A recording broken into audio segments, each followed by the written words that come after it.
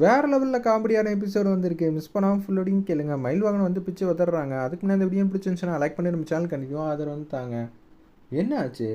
நம்ம ராஜா எந்த விஷயத்த வந்து பண்ண போகிறாரு சுத்தமாக புரியலையே. ஏதாவது ஒரு மாசான எபிசோடாக தான் இருக்குங்கிற மாதிரி யோசிக்கிறாங்க நம்ம மயில் வாகனம். அப்போன்னு பார்த்து ஒரு பேப்பர் வருது. அந்த பேப்பரை படித்து பார்த்தோன்னே, ஓ, சகல சொன்ன விஷயம் இதுதானா அப்படின்னு சொல்லி யோசிச்சுட்டு அப்படியே உள்ளே வராங்க. அத்தை, எனக்கு என்ன சொல்கிறதுனே தெரியல அத்தை. இப்படியெல்லாம் ஒரு நிகழ்ச்சி நடக்கும்னு நான் நினச்சி கூட பார்க்கலங்கிற மாதிரி செம்மையாக பொறி வச்சு பேசுகிறாரு நம்ம மயில் வாகனம். என்ன இவன் டைரெக்டாக பேசினாலே புரியாது, என்ன சுற்றி சுற்றி பேசிக்கிட்டு இருக்கான்னு சொல்லி சந்திரகலா வந்து யோசிக்கிறப்ப, என்ன மாப்பிள்ள சொல்கிறீங்க அப்படின்னு சொன்னோன்னே பேப்பரை வந்து கொடுக்குறாங்க. அச்சச்சோ, என்ன சந்திரா, என்னென்னமோ நடந்திருக்கு.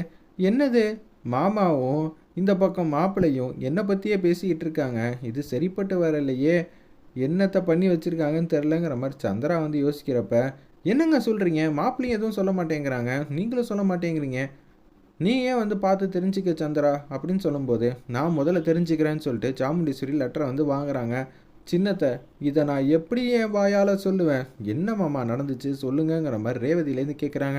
ரேவதி அதை எப்படி என் வாயால் சொல்லுவேங்கிற மாதிரி செம்மையாக வந்து பர்ஃபார்ம் பண்ணிகிட்ருக்காரு நம்ம மயில் வாகனம். சந்திரா, என்னது, உனக்கு என்ன நடந்திருக்கு தெரியுமா? தெரியலையேக்கா, யாராவது சொல்லுங்க. அதாவது சிவனாண்டி உங்களுக்கு விவாகரத்து அப்ளை பண்ணியிருக்காப்ல அப்படின்னு சொன்னோன்னே, என்னது சிவனாண்டியா? நிச்சயம் இருக்காதுன்னு சொல்ல போகிறீங்களா? இன்னமும் நீங்கள் லவ் பண்ணுறீங்கன்னு, மனசார காதலிக்கிறீங்கன்னு சொல்கிறீங்களா? எதுவாக இருந்தாலும் சொல்லுங்கள். இது சிவனாண்டி அனுப்பிச்சதே இல்லைன்னு நான் எப்படி இருந்தாலும் பேசி சேர்த்து வச்சட்டா அப்படின்னு சொல்லும்போது, செமையாக சாமுண்டீஸ்வரி கிட்ட கோத்து விட்றானே. ஆமான்னு சொன்னால் நான் சிவனாண்டியை லவ் பண்ணுற விஷயம் தெரிஞ்சிடும், இல்லைன்னு சொன்னால் எங்கள் அக்கா எங்கள் 2 பேரையும் பிரித்து விட்டுருவா. இப்போ நான் என்னன்னு சொல்லுவேன் அப்படின்னு சொல்லும்போது, என்ன சின்னத்தை, உங்களால் பேச முடியாமல் நிற்கிறீங்க, ஆமான்னு சொல்ல முடியாது, இல்லைன்னு சொல்ல முடியாது, ஏதாவது சொல்லுங்க அத்தை, மௌனமாக இருக்கீங்க அப்படின்னு சொல்லும்போது சந்திரகலாவுக்கு ஒன்றுமே புரியாமல் தவிச்சிக்கிட்டு இருக்காங்க. சாமுண்டீஸ்வரி வந்து பார்க்குறாங்க. தங்கச்சிக்கிட்ட நான் என்னத்தை சொல்லுவேன்னு தெரியலையே அப்படின்னு சொல்லி யோசிக்கும்போது, என்னத்தை இதுக்கெல்லாம் நீங்கள் சங்கடப்பட்டுட்டு இருக்கீங்க, இது எவ்வளோ பெரிய நல்ல விஷயம் தெரியுமா, இதுக்கெல்லாம் நீங்கள் நினச்சி சந்தோஷப்படணும். என்ன இவன் செமையாக வந்து ட்ராமாவை ஆரம்பிச்சிட்டான், கார்த்தியை கூட சமாளிச்சிடலாம், ஆனால் இவனை சமாளிக்கவும் முடியாதே, எந்த நேரத்தில் என்ன பேசுவான்னு அவனுக்கே தெரியாதே, ஆனால் ஃப்ளோவில் கரெக்டாக பேசி என்னை மாட்டி விட்டுருவானே அப்படின்னு சொல்லி யோசிக்கும் போது, என்ன மாப்பிள்ள சொல்கிறீங்க, இந்த விஷயம் நல்லதா, அப்புறம் நம்ம சந்திரா தனியாகிடுவாளே, அதுதான் நல்லது. இத்தனை வருஷம் சிவனாண்டி கிட்ட நம்ம எதிர்பார்த்ததே இந்த விவாகரத்து தான். அப்படி இருக்கிற சூழ்நிலையில் இந்த விஷயம் நமக்கு கை மேலே பலனாக கிடச்சிருக்கு. இந்த விஷயத்தை விடுறதுக்கு நம்ம ஒன்றும் முட்டாள் இல்லை, எதுவாக இருந்தாலும் பார்த்துக்கலாங்கிற மாதிரி சொல்கிறாங்க. என்னது பார்த்துக்கலாமா? என்ன சொல்கிறீங்க? எப்படி இதை பார்த்துக்க முடியும்? என்ன மாப்பிள்ள சொல்கிறீங்க? சுற்றி சுற்றி பேசாதீங்க, எதுவாக இருந்தாலும் டேரெக்டாக பேசுங்கன்னு அவங்களுக்கு விவாகரத்து வாங்கி கொடுத்ததுக்கப்புறமேட்டுக்கு நம்ம சந்திராவுக்கு நானே இல்லை நீங்கள் முன்ன நின்று கல்யாணம் பண்ணி வச்சுருங்க, வேறு ஒரு வாழ்க்கை கிடச்சிருச்சுன்னா அவங்களும் குழந்தை குட்டின்னு நிம்மதியாக சந்தோஷமாக வந்து இருப்பாங்களே. அடா பாவிங்களா, யதார்த்தமாக பிரிஞ்சிருக்கோண்டா, நிரந்தரமாகவே வந்து பிரிச்சிடலான்னு சொல்லிட்டு யோசிக்கிறீங்களாடா, அட பாவிங்களா அப்படின்னு சொல்லி அந்த இடத்துல கண்ணா அப்படின்னான்னு வந்து மனசில் வந்து திட்டிகிட்டு இருக்காங்க. சின்னத்தை, உங்கள் மனசில் இருக்கிற ஏக்க கவலையெல்லாம் எனக்கு புரியாமல் இல்லை, புரிஞ்சிருச்சு சின்னத்தை, நிச்சயம் சாமுண்டீஸ்வரிக்கும் புரிஞ்சிடும். அதனால் இந்த பேப்பரில் நீங்கள் கையெழுத்து போடுங்க, கையெழுத்து போட்டால் உங்கள் தலையெழுத்தே மாறிடும், நீங்கள் மனசில் நினச்ச எல்லா விஷயமும் உங்களுக்கு தெரிஞ்சிடும். அச்சச்சோ, இப்பயே கையெழுத்து போட்டு எனக்கு வேற ஒரு மாப்பிள்ளையோட கல்யாணத்தை பண்ணி வச்சுருவாங்க போலையே, அச்சச்சோ என்னடா சொல்கிறது, இப்போ அக்கா வந்து கையெழுத்து வந்து கேட்க போகிறா, நான் என்னத்தை சொல்லுவேன்னு தெரியல அப்படின்னு சொல்லும்போது, அக்கா இதெல்லாம் எவ்வளோ பெரிய விஷயம், எடுத்தோம் கவுத்தோன்னு முடிவெடுக்க முடியாதுக்கா, பொறுமையாக தான் வந்து முடிவெடுக்கணும். சாமுண்டேஸ்வரி எவ்வளோ பெரிய ஆள் தெரியுமா, அவங்களால ஒரே நேரத்தில் 10 கேள்விக்கு கூட விதவிதமாக வந்து ஆன்சர் சொல்லுவாங்க. அப்படி இருக்கிற சூழ்நிலையில் நீங்கள் இதை என்ன நினைக்கிறீங்க அத்தை? உங்களுக்கு தான் அவங்க அக்கா சொன்னால் தெய்வ வாக்காச்சே, நீங்கள் சொல்லுங்கண்ணே. மாப்பிள்ளை சொல்கிறதெல்லாம் பார்த்தா நிச்சயம் அவர் புத்திசாலித்தனமாக தான் முடிவெடுப்பார். மயில் வாகனம் சொன்னதுக்கு நான் பச்சை கொடி காட்டுறேன். சந்திரா, இந்த பேப்பரில் கையெழுத்து போடு. அக்கா, இது அவர் ரெடி பண்ண பேப்பருக்கா, இன்னொரு பேப்பர் இருந்தால் தான் நம்ம ரெடி பண்ண முடியும் அப்படின்னு சொன்னோன்னே, அவ்வளோதானே அப்படின்னு சொல்லிட்டு சட்டுன்னு மாயாஜாலம் மூலியமா ஒரு மந்திரத்தை வந்து சொல்கிறாங்க. அந்த பேப்பர் வந்துடுது.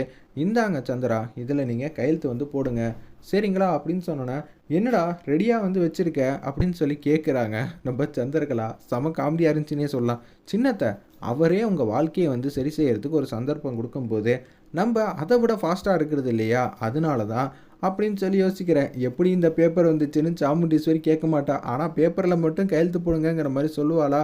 அப்படின்னு சொல்லி யோசிக்கும்போது, அதான் மாப்பிள்ளை இவ்வளோ தூரம் சொல்கிறாருல்ல, உங்கள் வாழ்க்கைக்கு நல்லது தான்.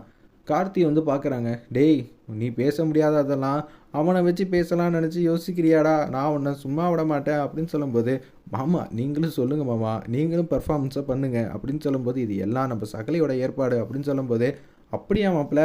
சந்திரா, உன் வாழ்க்கைக்கு மாமாவும் அக்காவும் நல்ல முடிவாக தான் எடுப்பா. எங்கள் மேலே உண்மையிலே அன்பு பாசம் உனக்கு இருக்குது. இத்தனை நாளாக நீ சிவனாண்டியை வந்து வெறுத்து ஒதுக்குனது எல்லாம் உண்மையாக இருந்தால் கையெழுத்து போடுங்க அப்படின்னு சொல்லும்போது யோசிச்சுக்கிட்டே இருக்காங்க அந்த இடத்துல.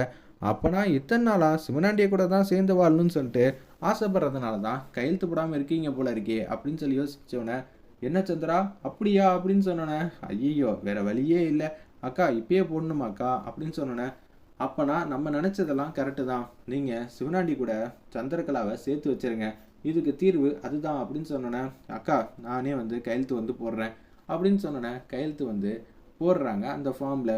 உடனே டக்குன்னு கார்த்தி வந்து நிப்பாட்ட சொல்கிறாங்க. இது அவங்க வாழ்க்கை, சுற்றி இருக்கிற நம்ம சொல்லி எதுவும் மாற போகிறதில்ல. அவங்களே யோசித்து ஒரு முடிவு வரட்டும். நம்ம சொல்லி மற்றவங்க யாரும் எதுவும் கேட்கக்கூடாது. அவங்களுக்கு எது சரியோ அதை செய்யட்டும்.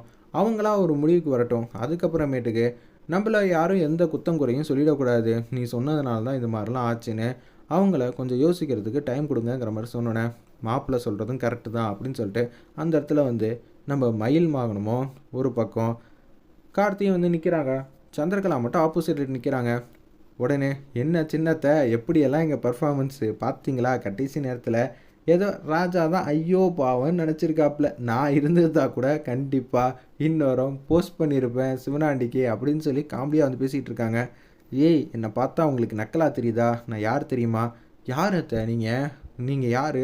உங்களுக்கு இன்னொரு பேர் எதுவும் இருக்கா? எங்ககிட்ட தெரியாமல் வந்து சொல்கிறீங்களா? அப்படின்னு சொல்லி அந்த இடத்துல கிண்டல் பண்ணோன்னே அந்த பேப்பர் எடுத்துகிட்டு போகிறாங்க. நிச்சயம் நாளைக்கு கையெழுத்து போட வேண்டியதான். ஏன்னா சாமுண்டேஸ்வரி எங்களை விட ஆர்வமாக இருக்காங்க. இங்கேருந்து தப்பிக்கிறதுக்கு வாய்ப்பே இல்லை. என்ன சகலை, என்ன இப்படி பண்ணுறீங்க? நம்ம குடும்பத்தை பிரிக்கிறதுக்கு வரல. சிவனாண்டி அவங்களையும் ஒன்று சேர்த்து வச்சிடலாம். எல்லாத்துக்கும் நீ இப்படியே வந்து பேசிக்கிட்டு இருக்க. அதனால தான் அவள் ஏறி போட்டு மீச்சிக்கிட்டு இருக்கா அப்படின்னு சொல்லி அந்த இடத்துல நம்ம மயில்வாகன் வந்து பேசுகிறாங்க. எது எப்படியோ செம காமெடியாக இருந்துச்சுப்பா. ஆனால் சின்னத்தை தான் இவ்வளோ நாளாக வந்து ஏதாவது ஒன்று யோசிச்சுக்கிட்டே இருப்பாங்க. நீ பதிலடி கொடுத்த பற்றியா? அல்டிமேட்டாக இருந்துச்சு தம்பி அப்படின்னு கார்த்திக்கிட்ட வந்து பேசிகிட்டு இருக்காங்க நம்ம மயில் வாங்கினோம். என்னது இப்படியெல்லாம் வந்து பெர்ஃபார்ம் பண்ணுறாரு நம்ம கார்த்தி, சும்மாவா? செம்மையாக வந்து நம்ம சந்திரா சித்தியை பயமுறுத்திட்டாங்க. செம்ம காமெடியாக இருந்துச்சுல இன்னைக்கு அப்படின்னு சொல்லி அந்த இடத்துல சிரிச்சுக்கிட்டு இருக்காங்க நம்ம ரேவதி. வெயிட் பண்ணி பார்ப்போம்.